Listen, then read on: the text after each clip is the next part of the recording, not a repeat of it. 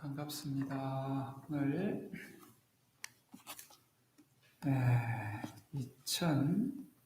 2024년 이렇게 새해를 또 이렇게 맞았다 하면서 두 번째 일요일이 되었습니다. 오늘 또 이렇게 법연사를 또 이렇게 찾아주신 분들이 이렇게 새로 처음 오신 분 계시나요? 처음 오신 분? 법연사 좀 처음? 그래요? 여기 앉아 있는 사람이 추진자는 아시는 건가요? 우리 지금 학생, 오늘 절을 잘하는 스님이 보니까, 엄마가 가자해서 온 거야? 그래? 힘들 텐데, 그래도 저렇게 꿋꿋하게 앉아 있는 우리 학생한테 큰 박수 한번 부탁드릴게요. 야, 네가 스타성이 좀 있다. 다른 사람들이 박수 치라면 막 수줍어하는데 인사도 할 줄 알고 아주 그냥 장래가 촉망되는 우리 젊은이 같습니다. 크게 앞으로 장래 잘 되라고 박수 한번 칠까요?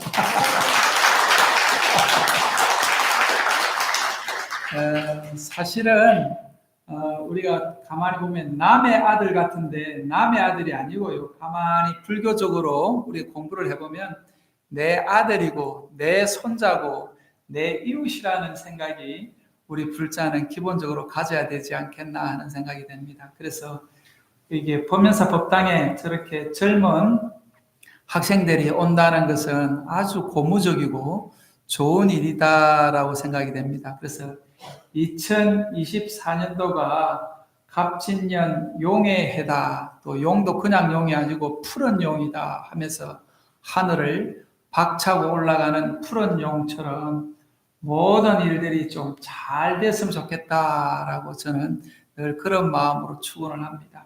그래서 오늘 오신 모든 분들 나르는 용처럼 2024년도 하는 일이 잘 되기를 바라겠습니다.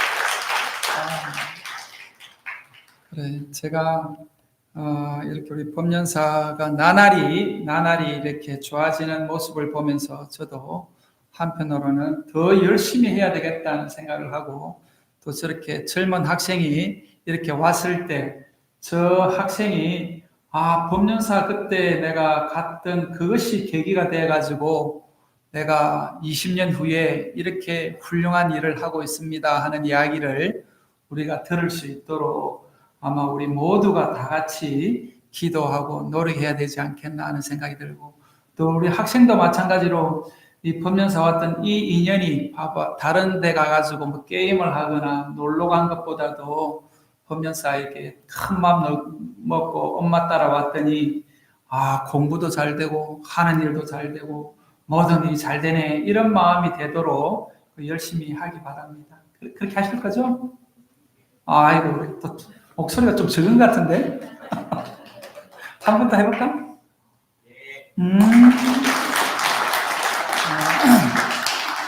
그래서 우리가 이런 마음으로 이 정말 젊은 사람들 교육을 우리가 잘 해야 될 것 같아요. 왜냐?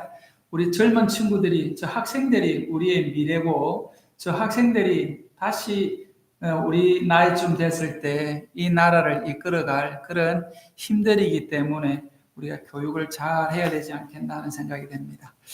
오늘 제가 여러분한테 말씀드리고 싶은 것은 지난 시간에 이어서 뭘 좀 이야기해 드리고 싶은가 하면은 우리가 행복을 추구한다라고 이야기를 합니다. 다 우리 잘 살기를 바라고 다 하는 일이 뭐 잘 되기를 바라고 그런데 왜 잘 되기를 바라고 하는 일이 원만해야 되는가라고 보면 궁극적으로는 우리가 행복하기 위해서 그렇다라고 하는데 그럼 행복이 뭐냐?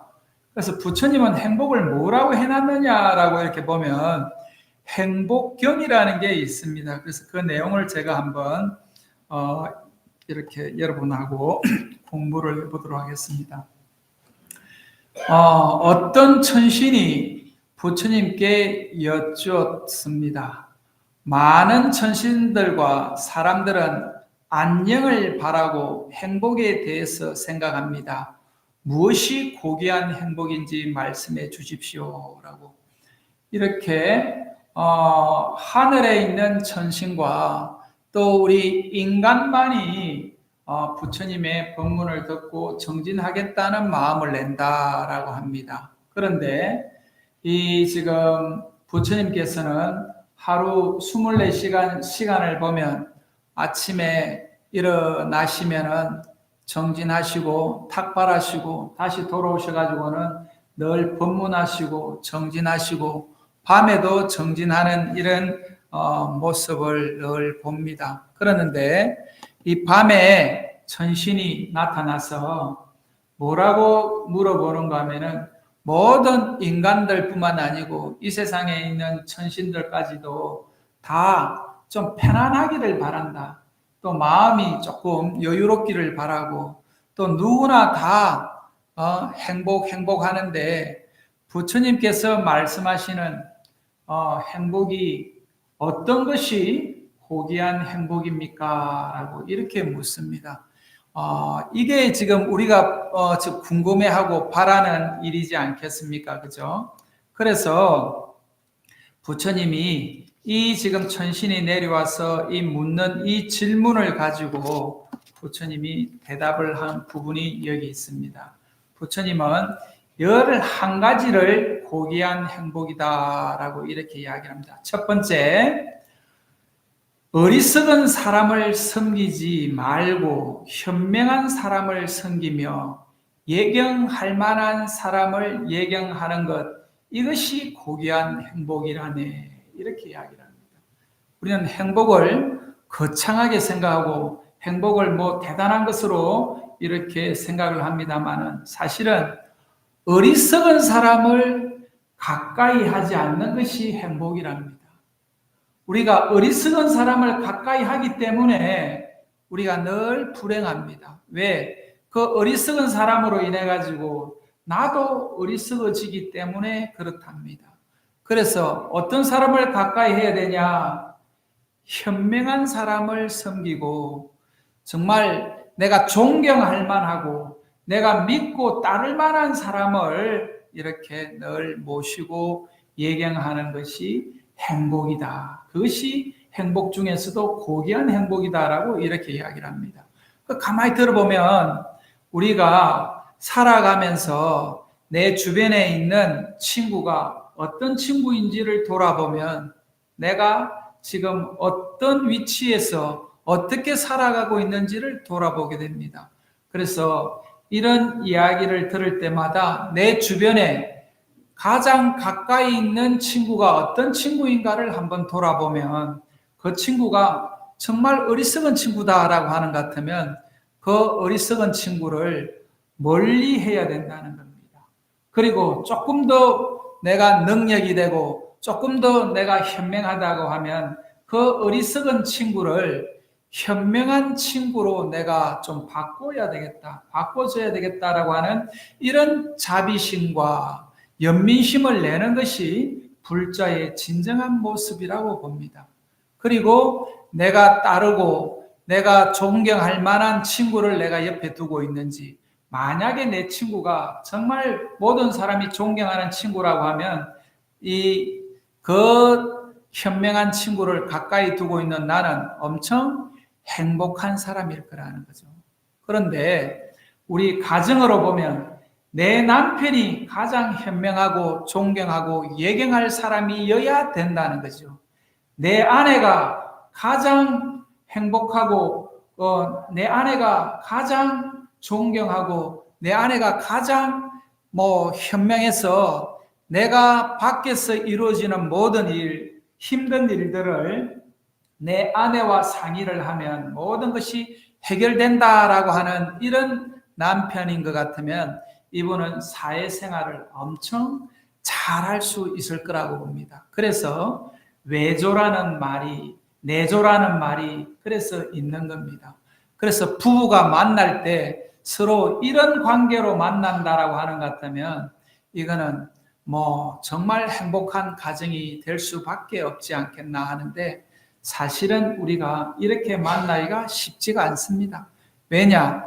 이런 관계인 줄 알고 존경스럽고 예경스러운 관계인 줄 알고 만났더니 서로 날이 가면 갈수록 왼수가 되는 것이 이게 결혼 생활이라고 이야기를 합니다. 왜 그런가 하면 서로의 이 처음 만났을 때의 이 바람이 컸기 때문에 현실에 들어가서는 그 바람이 점점 줄어드는 것을 보면서 상대를 보면서도 힘들지만 자기 자신을 보면서도 더 힘들어하는 것이 이게 일반 사회생활을 하시는 분들의 고민이라고 봅니다. 그래서 부처님께서는 어리석은 사람을 가까이 하지 말고 현명한 사람을 섬기면서 믿을 만한 사람을 예경하는 것이 행복이다라고 하는 이것을 첫 번째로 이야기를 해놨습니다.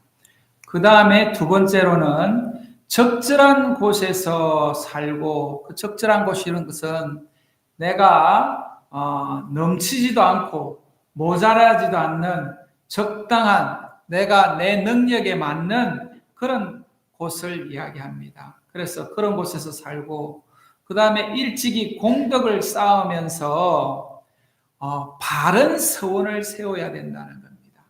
이것이 고귀한 행복이다라고 하는데, 바른 서원이라는 게 뭔가 하면요, 우리가 불자라고 하면은 사홍서원을 이야기합니다. 그 사홍서원만큼 바른 서원이 없습니다. 첫 번째가 뭔가요? 중생을 다 건지겠다. 어떤 중생을 건지냐? 힘들어하고 외롭고 어렵고 또 이 겨울에도 먹고 살기 힘들어하는 그 이웃을 내가 건지고 보살펴 주겠다라고 하는 그런 마음을 우리가 내는 것이 이 사홍서원의 첫 번째 중생무변서운도입니다. 모든 중생들이 한이 없지만은 그 중생들을 내가 다 건지겠다. 다 내가 제도하겠다라고 하는 마음을 냅니다. 그 다음에 두 번째가 뭔가요? 번뇌가 많지만은, 번뇌무진 서원단이라고 하지 않습니까? 번뇌가 많지만은 그 번뇌를 내가 다 끊겠습니다. 근데 그 번뇌를 다 끊으려면은 어떻게 해야 되냐? 바르게 살아야 된다는 겁니다. 바른 마음을 내고, 바른 말을 하고, 바른 행동을 하고, 바른 지금 내가 삶을 산다라고 하는 것 같으면 번뇌라는 것은 있을 수가 없는데 우리가 바르게 살지 못하기 때문에 늘 갈등하고 늘 힘들어하고 한다는 겁니다. 그 다음에 세 번째는 법문을 우리가 배우겠다는 그런 마음이고, 네 번째는 궁극적으로는 불도를 내가 다 이루겠다. 궁극적으로 내가 부처가 되겠다라고 하는 이 마음이 결국은 우리가 불자가 가져야 될 바른 서원이라는 겁니다. 그래서 이런 바른 서원을 이렇게 세우고 내가 공덕을 쌓으면서 내가 적당한 넘치지도 않고 모자라지도 않는 적당한 거처에서 이렇게 머문다라고 하는 것 같으면은 이것이 행복이라는 겁니다. 그런데 우리가 주거가 불안정하거나 의식주가 불안정하면 행복이 올 수가 없지 않겠습니까? 그래서 적절한 적당한 그런 거처가 있어야 된다는 겁니다. 그 다음에 세 번째로는 많이 배우고 기술을 익히며 계행을 철저히 지니고 고운 말을 하는 것, 이것이 고귀한 행복이다. 행복이 다른 것이 아니고 내가 바른 말, 고운 말, 아름다운 말을 한다는 것만 하더라도 나한테는 엄청난 행복이라는 것이죠. 그런데 우리는 이 말 한마디 잘못해서 갈등을 이루고 이 말 한마디 때문에 엄청난 원수를 맺는 것이 현실이라고 봅니다. 그래서 정말 고운 말, 바른 말을 하고 또 계행을 지키면서 그 다음에 뭘 해야 되는가 하면은 많이 배우고 기술을 익히라고 이야기합니다. 부처님은 무소유를 이야기했다라고 해서 직장을 가지지 않고 노는 것을 아주 하나의 불교적인 삶을 산다라고 이렇게 착각하시는 분들이 있는데, 불자라고 하면 열심히 배우고 열심히 기술을 익혀서 그 열심히 배우고 기술을 익힌 그걸 가지고 사회에서 많이 자기가 봉사를 하면서 그 봉사의 대가로 피와 땀을 흘린 대가로 내가 열심히 재물을 모으고 그 재물을 가지고 내가 또 주변을 해양하는 이런 마음을 낸다라고 하는 것이 이게 불자의 바른 삶입니다. 그래서 불자는 옛날 이 부처님 당시 때 이 지금 부처님을 모시고 공양했던 분들은 다 부자들입니다. 다 장로들이고 다 부자들입니다. 여러분들이 금강경에서도 1250명의 그 지금 스님들을 공양했다라고 하는데 여러분 스님 생각을 해보십시오. 1250명을 한 끼 대접한다고 하면 10,000원을 만약에 계산해보면 얼마가 되나요? 1,000,000원이 넘지 않습니까?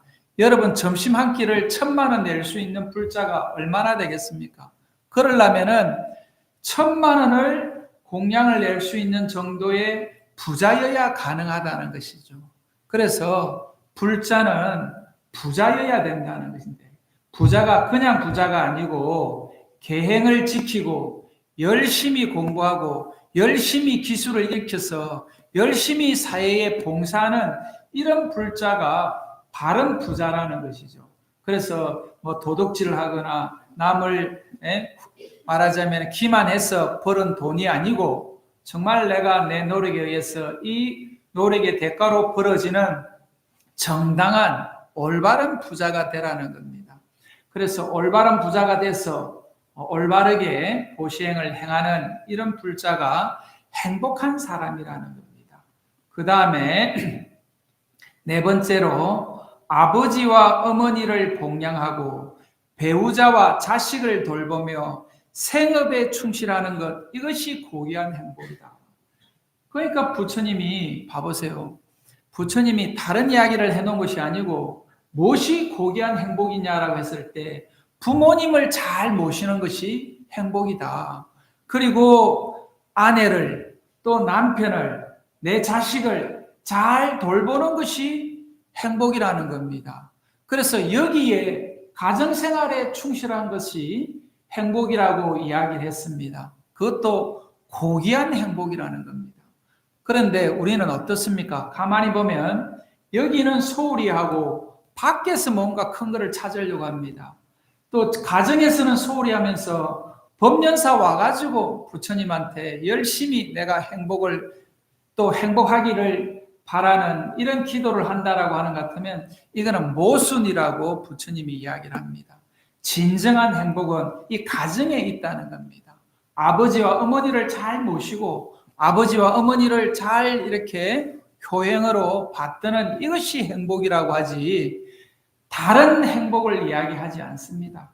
그리고 아까도 내가 이야기했지만 결혼 생활에서 부부로 살아간다는 것은 저는 엄청난 수행의 길에 접어들으신 분이라고 돌을 닦는 아주 정말 지름길을 택한 분이라고 이렇게 이야기를 합니다. 스님들처럼 머리 깎고 혼자 사는 사람들은 조금 밖에 사는 사람보다도 도 닦는 그런 길이 조금 편한 길을 택한 사람들이라고 보고 결혼하신 분들은 도 닦는 길을 조금 어려운 길을 택하신 분이라고 저는 이렇게 생각이 듭니다. 그런데 부처님께서도 이렇게 가정에 충실한 사람이 고귀한 행복을 이렇게 추구하는 사람이라고 이렇게 이야기를 합니다.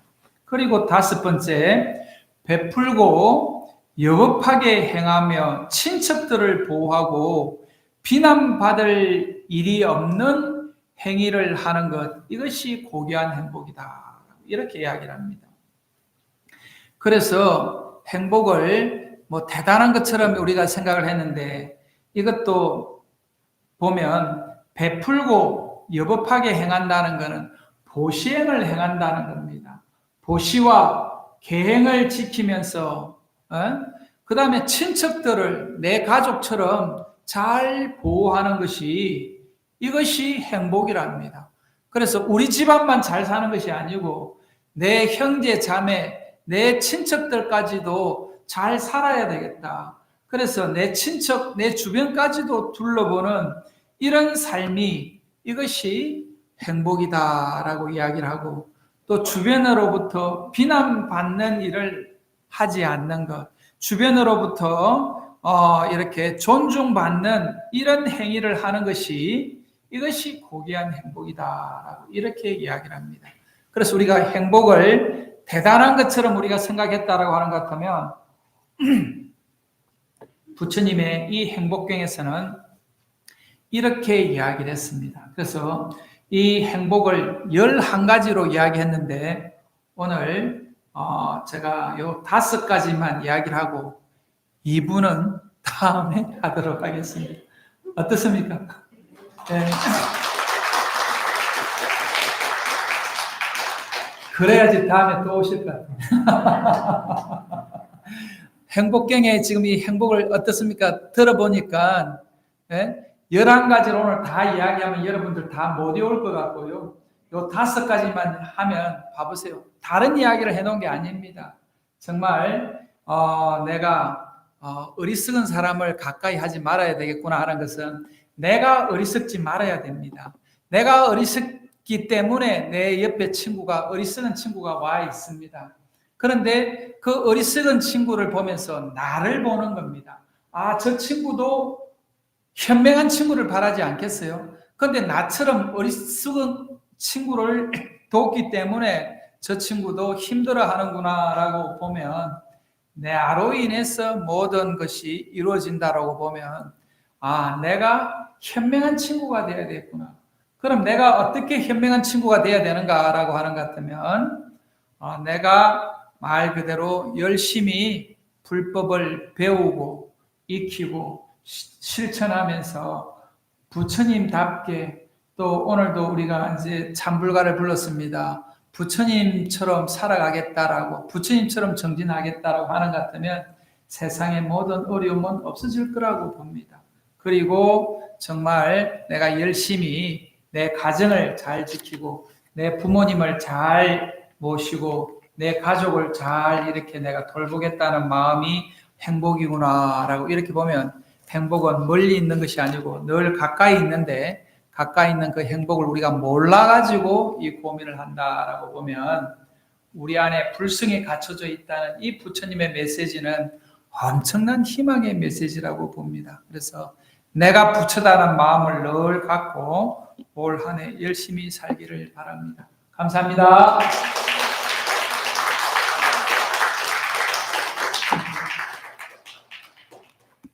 빨리 끝내니까 좋죠? 예. 제가 보니까 옛날에는 법회를 1시간, 2시간 막 이랬는데, 이제 그게 지금은 다 바빠가지고 그렇고요. 제가 유튜브도 보니까 1분짜리 재밌더라고. 그지? 1분짜리 재밌지? 안 그래? 그 유튜브도 그냥 요새는 짧아져가지고 그런 시대가 된 것 같습니다. 그래서 세상이 변했으니까 저도 이제 여러분들이 이렇게 법연사 와가지고 법회에 참석하고 또 이렇게 조금이라도 부처님 불법을 생각하는 시간을 갖는다는 여러분들 삶이 엄청 소중한 순간들이라고 봅니다. 그래서 이제 법연사에는 여러 가지를 지금 많이 기획을 하는데 기획이 다른 것이 아니고 여러분들이 어쨌든 법연사에 와서 좀 편안하게 신행생활을 하라고 첫 번째 일요일날 광우 스님을 모셨습니다. 그런데 사람들이 잘 모릅니다. 그래서 광우 스님을 첫 번째 일요일날 제가 하다가 제가 그 법연사에 와서 좀 더 많은 분들의 지금 좀 이렇게 법회를 좀 이어갔으면 좋겠다는 마음으로 광우 스님한테 제가 내줬습니다. 그러니까 첫 번째 일요일날 적어도 한 100명, 200명이 모여가지고 법회를 하는 법연사 되기 위해서는 여러분들이 좀 많이 호응을 해줘야 됩니다. 그리고 그 광우 스님을 모시기 어려운 분인데 법연사에 모셨다는 것은 아마 여러분들이 복이지 않겠나 하는 생각이 됩니다. 그래서 이럴 때 그런 분들을 많이 활용해야 되겠다. 아까 얘기도 말하는 존경하고 예경할 만한 그런 스님을 가까이 하는 것이 여러분들 신행생활에 훨씬 도움이 됩니다. 그런데 다행히도 법연사에는 제가 보더라도 제가 존경할 만한 스님들이 다 여기 계시는 분들이 존경할 만한 분들이라고 봅니다. 그렇게 보면 여러분들도 좀 신심을 내고 이럴 때 좀 법연사를 활성화시키는 그런 불자가 되는 것이 현명하지 않겠나 하는 생각이 듭니다. 그래서 많은 분들이 좀 왔으면 좋겠고, 그 다음에 3월 달부터 우리가 성지순례를 갑니다. 33군데의 전국에 있는 사찰을 한번 돌아보자. 그러면서 우리 범사 신도님들과 적어도 한 300대 정도 이렇게 몰려다니는 이런 법회가 이루어지기를 바랍니다. 감사합니다.